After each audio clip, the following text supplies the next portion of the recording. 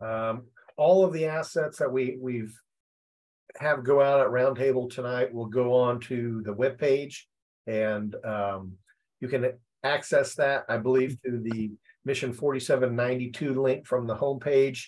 So each time we have Roundtable, everything that we have will be out there in a folder. So if you miss something, or if you miss Roundtable, it's accessible at the touch of a button on your computer.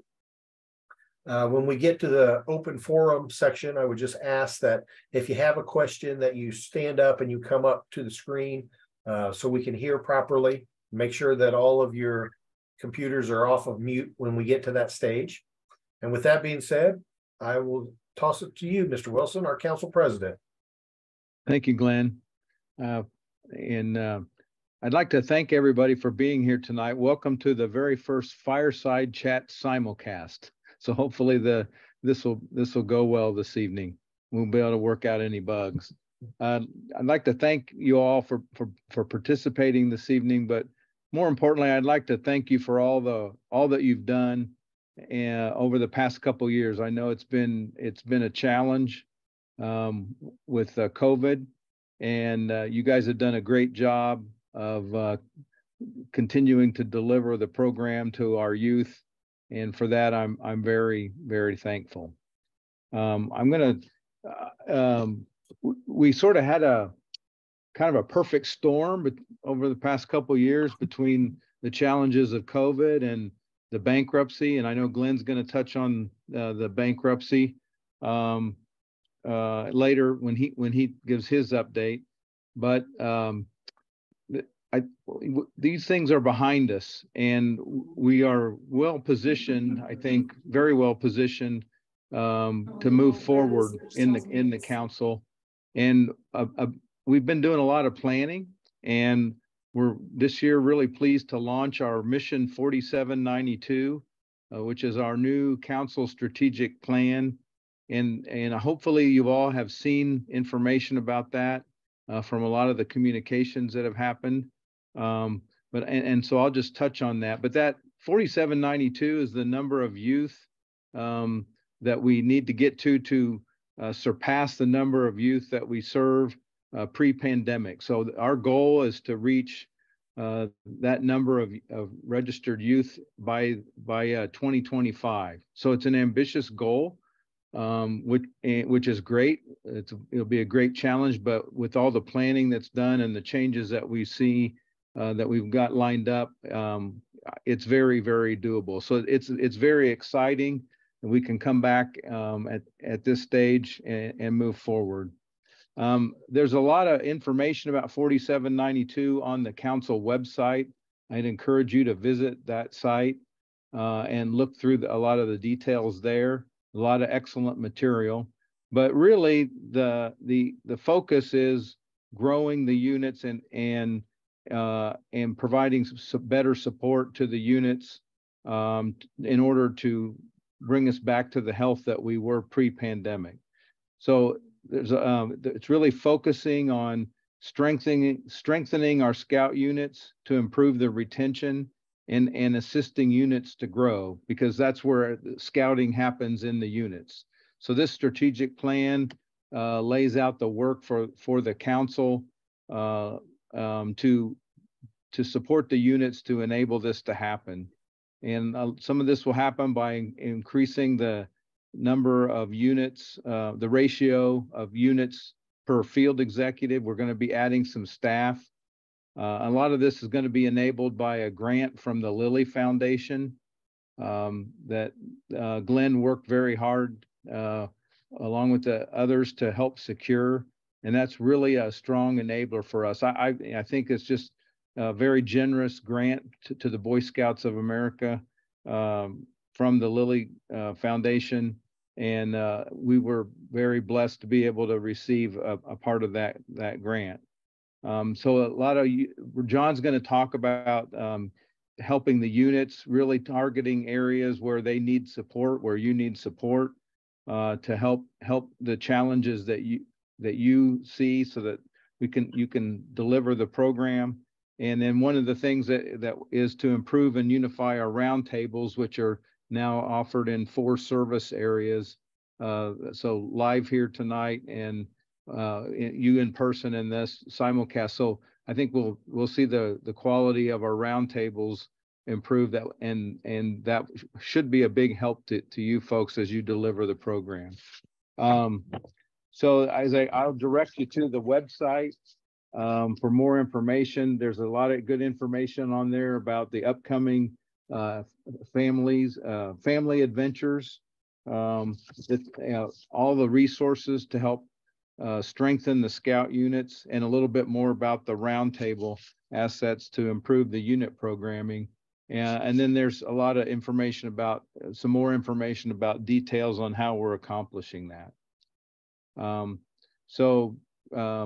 Again, I encourage you to visit the website, a lot of detail there, and look forward to your support as we move forward to execute this strategic plan over the next 3 years or so. Wanted to touch a little bit on properties. Pleased to announce that the Camp Louis Ernst has been transferred to an organization called the Friends of Camp Louis Ernst. That happened last month.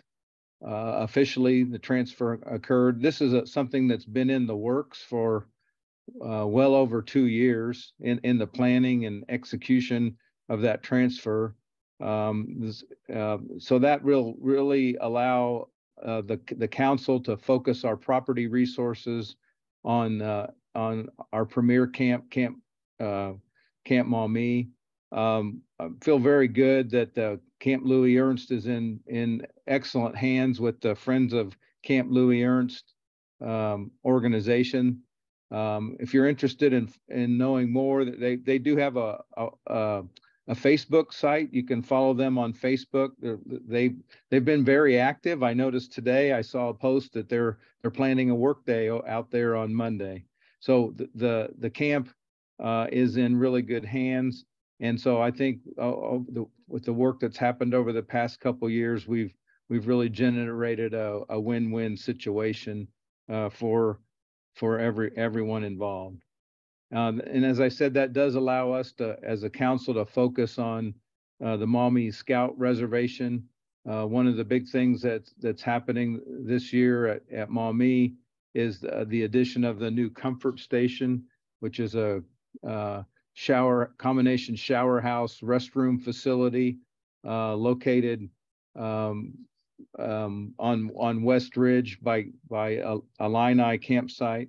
And I think we're expecting that to be completed in July or August. So really looking forward to that. I think that'll really be a nice facility that will make camping at Maumee even more enjoyable than it is today.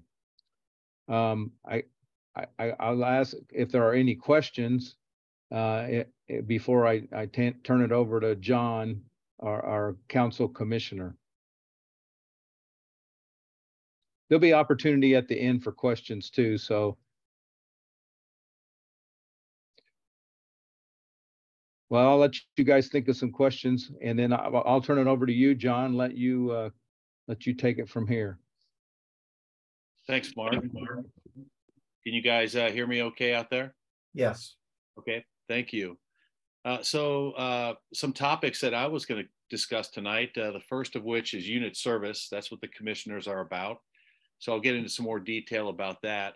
Then I'll talk about roundtable schedule on the agenda, which is still a part of unit service. It's really in our bailiwick as commissioners. And then I'll talk a little bit about the gala coming up on April 16th. And hopefully you've seen some information about that. So those are about 3 topics I want to cover, but I'm open to discuss and comment or answer questions as best I can, and trying to be a reasonably decent commissioner. I'm not going to say I'm a good commissioner because I got a lot of great commissioners out there. If I don't have the answer, I'll find the answer for you and I'll get back to you. So that should be our canned answer for, if you don't know, don't try to BS your way through it, so to speak, but let's try to find the answer and try to find it from some qualified people who might be better qualified than myself. So regarding unit service, so that's what the Commissioner Corps is all about, or what we think it should all be about. And it's about serving our units, our Cub Scout packs, our Scout BSA troops, our venturing crews, and if we have Explorer posts as well. It's about serving the units, and it's about serving the leaders like yourselves at these 3 roundtables or that are not on the call tonight. And unit service is all about trying to help those sharing our wealth of information, our experiences with like Cub Masters, Den leaders, Assistant Scoutmasters, Scoutmasters, committee chairs, and the leadership throughout your organization, the moms and dads that are volunteers or just helping out. And we're there to try to be helpful servant leaders with you guys. And one way we do that as commissioners is we have some tools. And if you sign up, and I'd love to have anybody that would love to join our Commissioner Corps, we're always open for any volunteers that are willing to help us out. But some of the tools we used are called unit health assessments, which are somewhat like simple or detailed assessments. And these are kind of tools in the commissioner group that we use to gather information about the health of our units. You know, do they have a good program? Are the kids or the youth advancing? Are they going to camp? Are they, do they have a good budget for that unit? And some of these are measurements, they're measurables that we try to look at and try to serve and make those units better. It's not that a pack or a troop or a crew is like, if they are rated 100 out of 100, there's always something you could do a little bit better. You could do a better job of recruiting, or maybe selling popcorn, or maybe running a Pinewood Derby, et cetera. And the commissioners there to try to help you guys, help you folks make those improvements. So we have these assessments. They're kind of something where we take notes and we try to say, hey, maybe they need help in program or advancement, et cetera, or camping. How can we find resources to help those unit leaders? And if it's not somebody that's in the Commissioner Corps, we try to find people that are working at a council or local level that are working on our training or our committees. It could be like training committees, program, advancement, et cetera. So we have some committee folks that work at the council level or at the local, the former what we call district, or then we had the service areas, and now we're service territories. We have committee people that are experts in those specific areas that we can make connections to. So if you have a question about how to best prepare for going to Philmont, how do you best run a Pinewood Derby or Blue and Gold Banquet, we have some expertise that we could share personally or find you those resources within the council or even outside the council. We use things like Journey to Excellence. Some of unit leaders have recently and are still going through rechartering. We're kind of going through that year end or beginning of year census, so to speak, where we're trying to find out who in your units are still leaders and who are the youth in your units. And when you look at Journey to Excellence, that was a form or a way to kind of do a self-evaluation on how we're doing and how can we make improvements in the various specialties within or committees within scouting. So that's kind of unit service as well. You might have heard of Ideal Year of Scouting. That's another resource that we use at the council level to share with unit leaders. And it's kind of getting to be that time of year towards the end of the school year. And I know we're like right at spring break time frame right now for most people, but a lot of units are starting to plan for next year. And with the Ideal Year of Scouting, you look at resources where you can say, are we ready to plan our budget and our calendar for next year?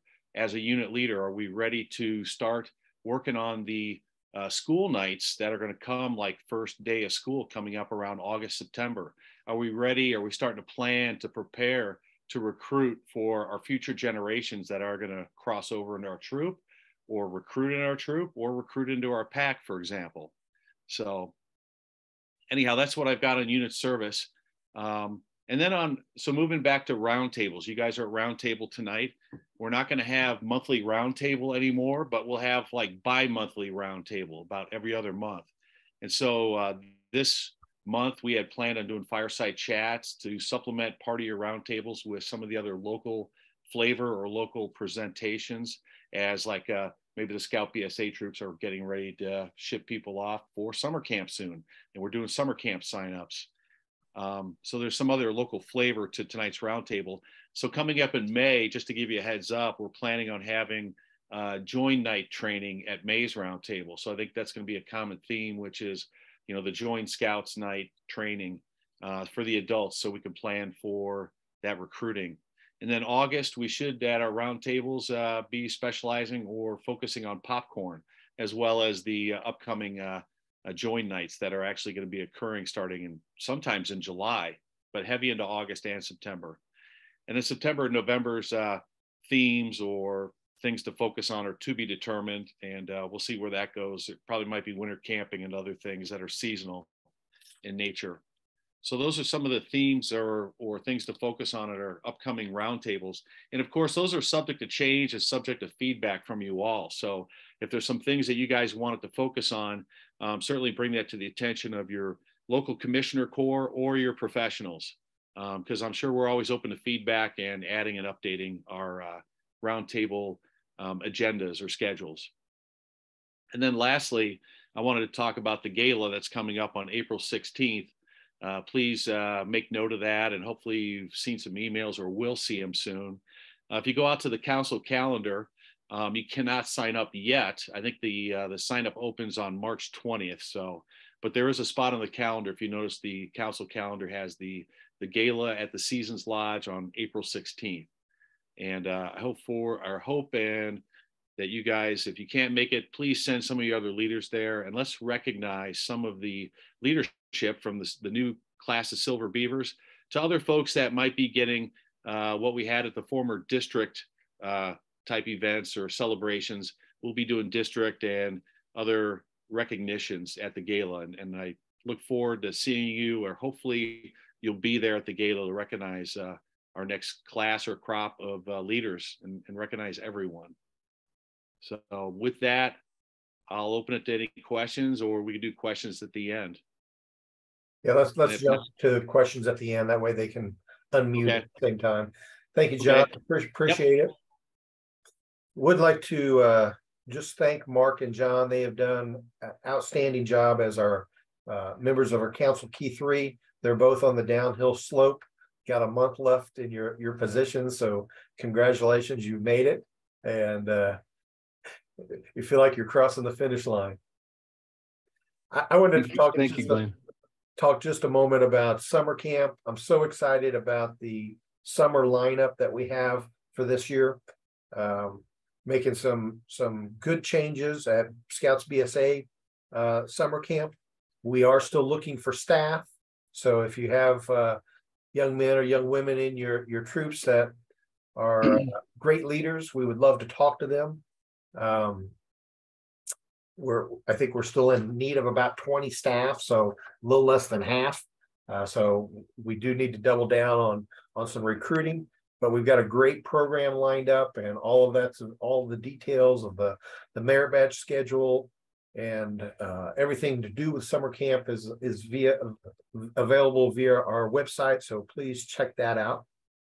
We also have an exciting National Youth Leadership Training course coming up this summer. I know they still have some slots available for that. Again, I would encourage you to get kids signed up for that. That is the premier training for youth leadership courses. So I would encourage you to focus in on that. And then we're excited to come back for our second year of Webelo's Adventure Camp.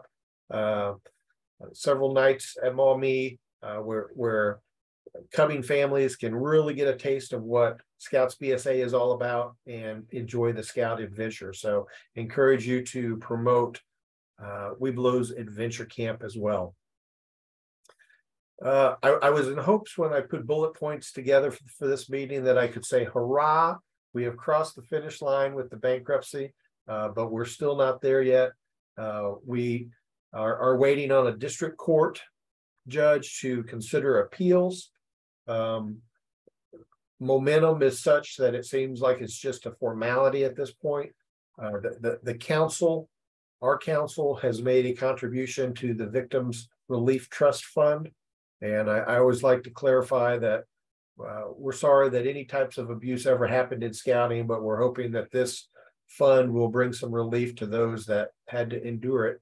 I also like to bring up the fact that the contribution that we have made as a council did not come from any donor or program support.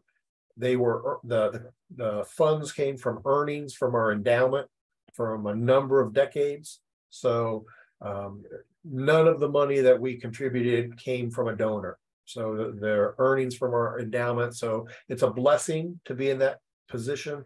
There are councils out there that had to liquidate their camps and service center and other things in order to be able to make their contribution. We were blessed to have those holdings in place that we could just write a check and do it. So that is a tremendous blessing. However, it does put some challenges ahead of us for the future, because we can my words are not coming to me tonight.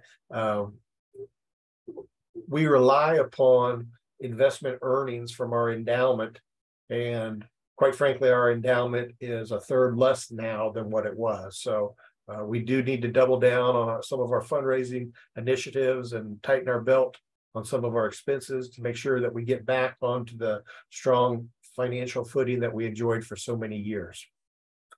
But I am happy to say that we are very close to being done with the bankruptcy, and it will be in our rearview mirror, and we can look ahead to a bright future. As Mark alluded to, the Lilly Endowment, again, was a true blessing. Having the bankruptcy behind us will be a blessing. And I'm really excited about the future of our council and where scouting is going. With that being said, I would like to remind each of the locations to take your selves off of mute, because we can't hear you if you're on mute. And if you have a question, we'll try it from the seat, but we may not be able to hear your questions. But this is the open forum part of the Fireside Chat, and it's really boring if you don't have any questions. So whatever questions that you have, this is the chance to bring it before the council key 3. So again, reminder to take yourselves off of mute, because I see 2 of the 3 are still on mute.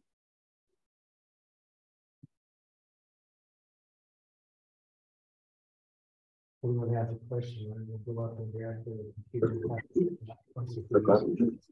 There we go.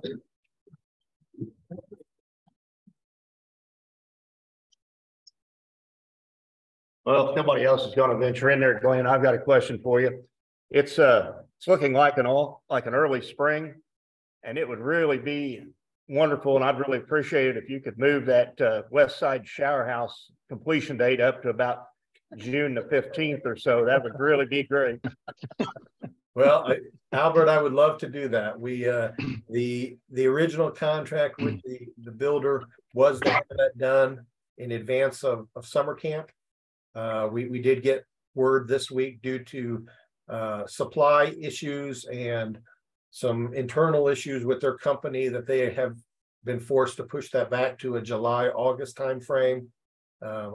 I know that Ed did push back on them and say, hey, we committed as part of our business on this, and they said they'll do what they can, but July, August was really realistic. So I'm with you, brother. I wish it was there, but we'll do with it what we can.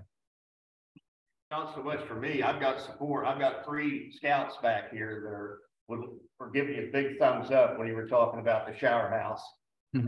Well, we thank Jerry Hill for that. I think I see Jerry there.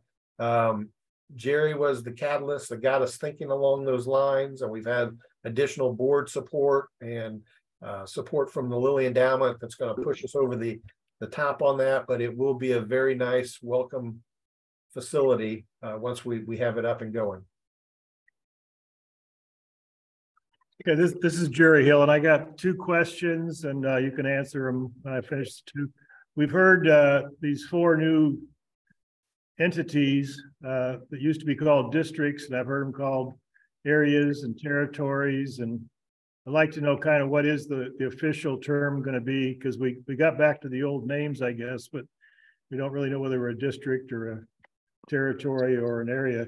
The other question is, I think for everybody involved, maybe you could explain a little bit about the management structure in those entities, because I think what used to be called the district chairman and district commissioner no longer exists. Could you kind of explain whether that's correct, or how the chain of command works going forward with the volunteers and the professionals? Yeah, great questions, Jerry. Thank you very much.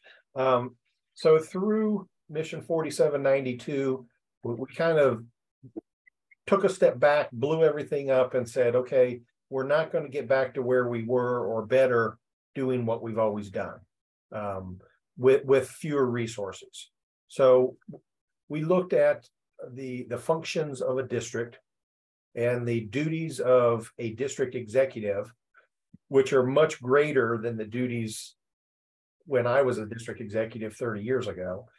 The demands that we put on our executives had gotten to the point that it was unachievable for success. So we looked at what we could do to streamline things. So we have dissolved districts, the administrative level at districts, but still paying attention to the functions that we performed in those districts. So now we have no longer districts, but we have service areas. And each of the service area have a roundtable that have reverted back to the old district names. So that should be easy for people to understand. But then also, as John talked about, we want to try to streamline roundtables so it doesn't matter which one you go to, you have the same program. It didn't really make sense before. If you were in Hoosier Hills, you got a completely different program than you did in Wapahani. So we're trying to unify programming to the sense that we can. All of the functions of the districts have kind of been divvied out to council committees. So membership recruitment, we still need boots on the ground, just like we did when we have at districts. But instead of being watered down at the district level, all of the membership recruitment folks are part of the council membership committee. Same thing with advancement, same thing with activities, same thing with commissioner staff. We've just taken out a line of, you could call it bureaucracy, you can call it administrative tasks. It's really just trying to streamline everything from council all the way down to the service areas. So that's the rationale behind it. In doing this is going to give what we're now calling field executives. So you don't have a district anymore. You have a field executive, your professional scouter. They're going to have more time to immerse themselves in the units to help them, as John said, tackle what their challenges are. Is it succession planning? Is it marketing? Is it fundraising? Whatever the unit sees as their deficiency, we're going to be able to embed a professional and other specialists with that unit to help raise all boats in the harbor. Shortcoming may be using Scout Book. So we can have assets available to help your unit be better at using Scout Book and get the most out of it. So really, we're trying to take some of the administrative duties that your field executives had on their plate. We've taken that away and we've really put them hyper-focused on units to help units reach out and serve more families. Jerry, I forgot the second part of your question.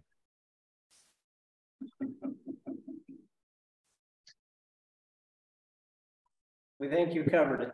Okay. Hey, Glenn, I think it's worth mentioning that this doesn't in any way diminish the need for volunteers. Absolutely.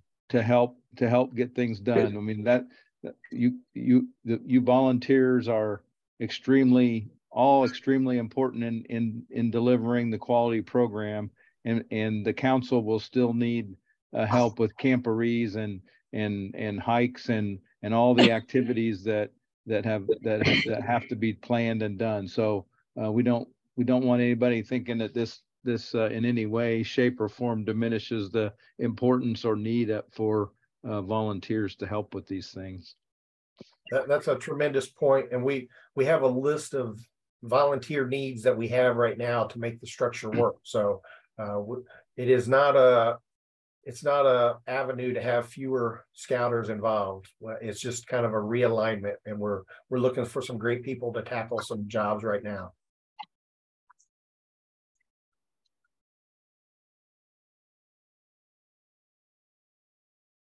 What else?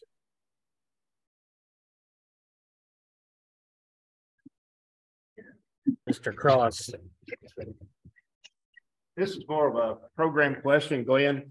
but has the council considered putting any kind of special activity together next year, April 8th, 2024, in conjunction with the solar eclipse that will cut across the west sector of the Hoosier Trails Council? If we have, I'm in the dark about it. Oh, gosh. There has been discussion, but nothing formal yet. I think you got to start the patch design contest right now. Albert, if you're going to pitch on underhand, I'm going to swing hammer.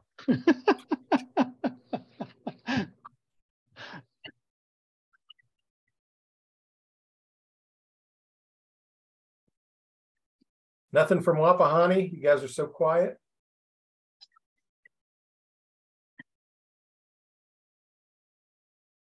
How about Hoosier Hills? No questions here.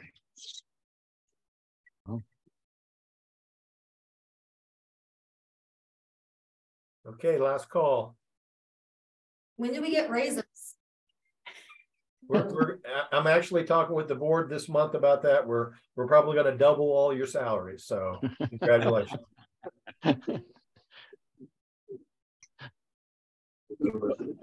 I will just reiterate Mark's comments on thank you. We are only as good as our leadership, and we appreciate you guys sticking with us through some tough times. But I truly believe that there are great, bright times ahead for scouting.